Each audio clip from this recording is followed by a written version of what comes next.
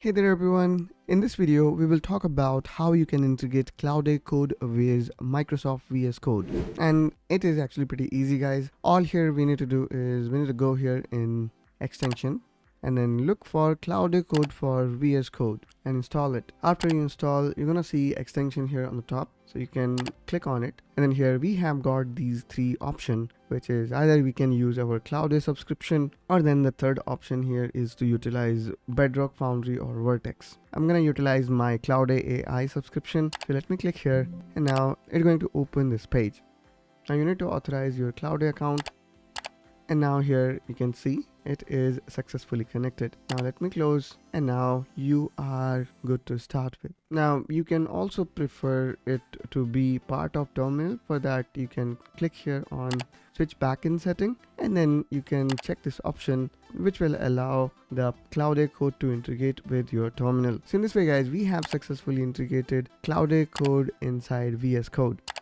Now let's see Claude in action. For that, here you can see I have closed all my files, and I'm gonna click here on Claude, which will now open in dedicated terminal, and here you can ask Claude Code to do something.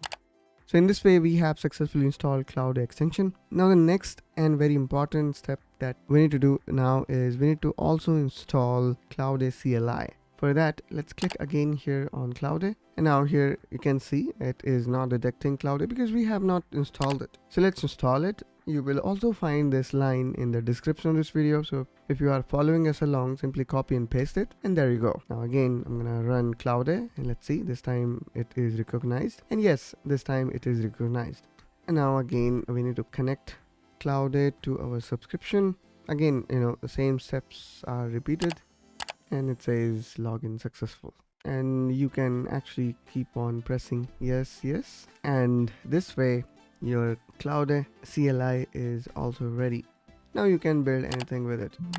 Hope guys you find this video helpful and informational. If so, then please make sure you subscribe to Technoholic to see more such content, and I will catch you soon with one such another video. Till then, you take care and bye bye.